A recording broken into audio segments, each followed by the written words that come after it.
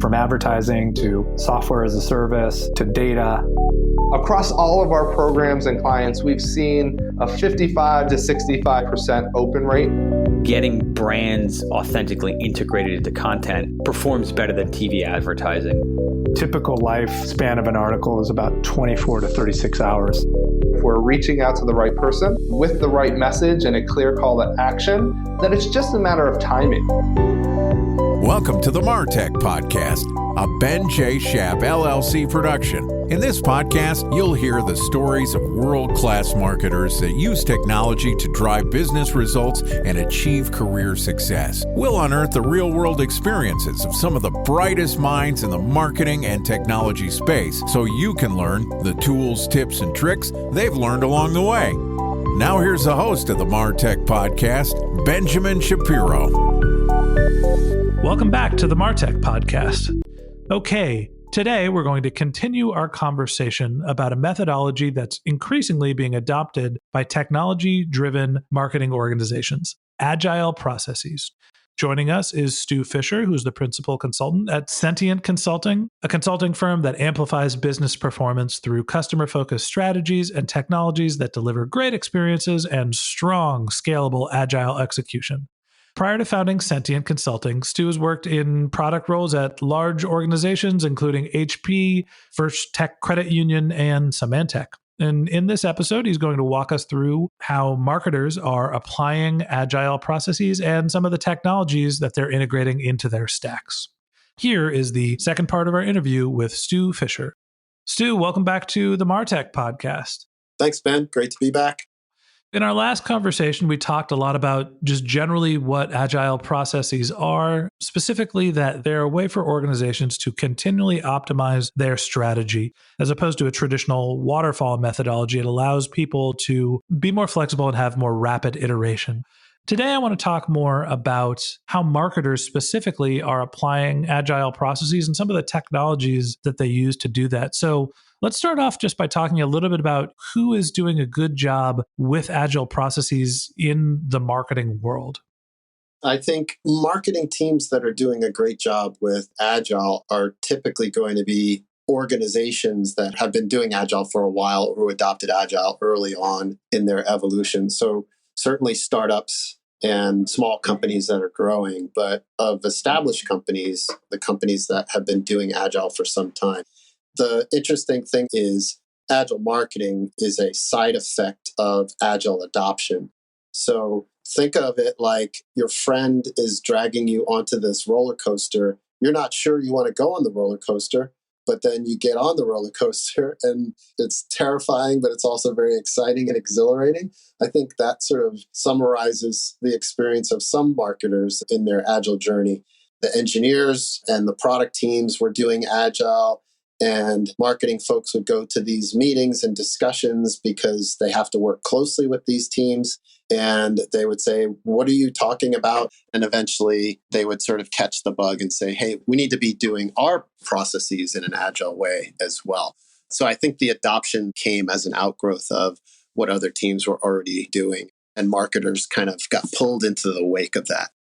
So you mentioned that for marketers at time, implementing Agile processes can feel like getting on a roller coaster. It can be a little scary. You have your ups and downs. At the end, it's exciting and worthwhile. Hopefully, I'm not taking too many liberties with your metaphor. Mm-hmm. Why is it scary to implement Agile processes? It seems very logical to me. And maybe it's just I have a startup background and the nature of my business is very agile to begin with. Mm-hmm. Why is it so scary for large organizations to implement these processes? One of the things that Agile really relies on is people working together on a daily basis. So I think when you get into a scaled up organization, even in startups, I've seen this as startups start to grow. Startups initially can value the autonomy of being able to go off with their team and deliver stuff and make things happen. And then as they start to get a little bit bigger, then the requirement shifts to them having to sort of integrate and create seams that are tight with other orgs or with other teams. That's where the scariness comes into play. So it's about working with other people, the complexity of that, the coordination associated with working with other people. I think that's where people have some trepidation. Hey, just let me go off and do this the way that I want to do it, the way I've always done it. It's a bit of a who moved my cheese moment for people in organizations, I think, both large and small ones, but for different reasons. So I think once they get past that, the initial fear of change, then like you're describing, Ben, they start to see the value and the simplicity and the elegance in doing things in this way. So the thing that sticks out to me is the metaphor where you're talking about who moved my cheese. And I understand that going from a role where people in the organization have their fiefdom, they're responsible for a specific task, and no one has insight into what they're prioritizing, how they're accomplishing their task, right? They have more autonomy. And losing that seems like something that can be frightening. How do people get over that sense of losing authority, losing autonomy by integrating agile processes? Agile relies on an extreme level of transparency as well, which can be terrifying. But once you actually dip your toe into the water, you realize that, like you said, it's a very elegant and simple approach. If we think about things like prioritizing a backlog, in my experience, what I've found is that if you take your backlog of N items and you break it into thirds, let's just say that represents the top third of your backlog, those types of things tend to be uncontroversial. People, in my experience, are rarely arguing about what the highest value thing that needs to be done is. No one will say, like, that number one priority needs to be the number 30 priority, and the number 33 priority needs to be the number one priority.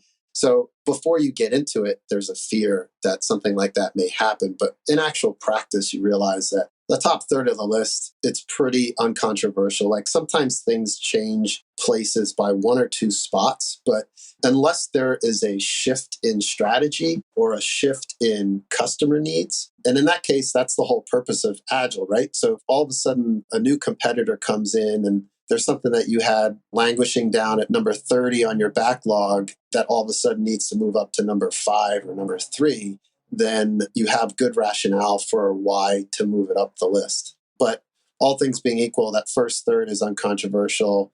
The middle third, things kind of move around a lot because you're still actually in more of a defining stage. You might be doing testing to help inform what it is that the customer need is, to help get your user story more clearly defined. And then the last third of your backlog is typically consists of things that just have never quite made it up high enough on the list. So at a certain point, you have to decide whether you just kill them off your backlog entirely. And then also other unformed ideas, brainstorms, et cetera, that still need to be fleshed out. I think if I had to summarize what you're saying is the first third of your backlog, of your task list, are mandatory tasks that need to be executed. They're top priorities. They are green lights. The middle third of your backlog are nice to haves. If you get through the top third, then they're the next thing to execute on, but they're maybe not top priorities. And so that shifts around a fair amount. And then the back third are concepts, ideas, things that haven't been fully flushed out. Yes. And all throughout that list, the second and bottom third are also new ideas that are being built up and that are working their way up. So talk to me a little bit more about marketing specifically. Are there ways that marketers are taking advantage of agile processes? Where are they getting implemented? Who's using it? Let's focus more on the marketer. In terms of what marketers are doing, I think web presence really is your brand and is your brand experience. So whether you're marketing something or selling something online or offline, usually people's first stop in terms of learning about you and learning about your business is going to be somewhere online. And probably a good portion of those people are coming straight to you. So the world is set up for being agile from a marketing standpoint because you can do a lot of testing. You can test your messages. In the example that we talked about last time with the clothing company, you can test to answer the question, is there demand for this shirt that we're thinking about selling or not? And you can iterate on those tests to see what exactly is the message that resonates with which customers. I think you marry that up with data about who your high usage customers are. I sort of like to take the approach of find out who your most loyal, most devoted customers are, understand them very deeply, make sure you're meeting their needs and make sure that you're making them very happy, and then try to find more that look just like them. So with the Agile approach, then you can be highly iterative on that front. Yeah, it's interesting. You bring up something that I'm a firm believer in, which is having a brand development strategy, which to me is understanding what are the core strengths of your organization, who are the consumers that are interested in your products and services, and what are their needs. So by understanding those things, you can build out rich segmentation. It's one of the things that I've done a fair amount of in my consulting practice is help people figure out who those customers are. And that helps you in your agile processes because as we talked about in our last conversation, you're really answering three questions. Who are you building for? What are you building? And why are you building it? You had three blanks. Remind me again what your three blank statement was. As a blank, I want or I need blank so that blank. Right. And let me just point out, Ben, an agile failure mode. So we haven't talked much about agile failure modes, but I think it sort of bears stating here as companies and especially marketers start to get their feet wet with this. There are some sort of do's and don'ts. If your story structure is as a customer, then that's sort of a red flag. So of course, you're writing your stories, you're writing your descriptions based on a real life customer. But what about that customer? Are they a high use customer in Central Europe? Are they a prospective customer in Asia Pacific? Pick your country. What problem are you solving? Who exactly are you solving it for? This is relevant to marketing because when you come back around to the set of business questions, so yes, we launched that story and now we want to know, was it successful? Did it deliver the value we thought it would deliver? The more specifically you have defined who the customer is, then the more specifically you can go back and test or look at data to determine, did this deliver the value that we expected it to? Yes or no? Okay, so I understand that when you're answering your three questions, you're filling in your three blanks. It's not as simple as a customer persona. It has to be a specific customer, which you can define very closely, a specific problem that you're trying to solve for a customer. Let's turn the page a little bit and talk about some of the technology that companies and marketers are implementing to apply agile methodology. Are there softwares or services that you suggest help you follow agile guidelines? I think there are lots of different types of companies, large ones and small ones. So the suite of products from Atlassian, Jira, Confluence, those types of products have sort of been traditionally, I think, market leaders in terms of managing agile projects. There's another company that was acquired by CA when it was a startup. It was called Rally Dev, and they had a good software that allowed companies to manage agile workflows and backlogs and so on and so forth. So those things are good. But then besides that, there's also testing suites, especially for online, things like Optimizely, or if you're a larger organization, then you might be looking at the Adobe suite of products that used to be called Test and Target, which allow you to do A/B testing, multivariate testing, and so forth. Those are some of the ones that are just top of mind as being related to Agile that I could recommend. I mean, companies work off of spreadsheets as well. The idea with Agile is an idea of minimization. So you want to minimize the amount of overhead. You want to minimize the amount of documentation that you need to deliver value. You want to minimize complexity as much as possible to be able to deliver value. You want to keep things elegantly simple. So what I'm hearing is that there's a couple different tools that people are using for agile processes. There's your split testing tools. You mentioned Optimizely and some other testing tools where you're able to do multiple tests and get data and understand which variant performs the best.